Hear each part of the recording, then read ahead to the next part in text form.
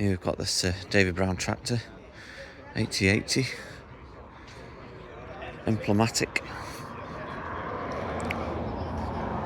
Don't really know a lot about tractors. There's a restoration book here, telling you all about them. This was made in 1963. Might be able to see if we can find a bit more information about it.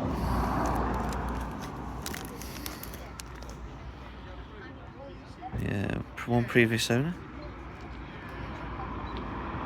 It's known as DB880 as the under AL2 loader. Very interesting.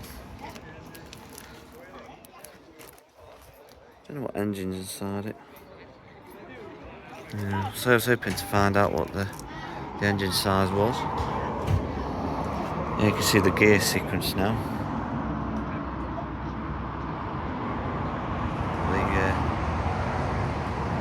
The low oil there.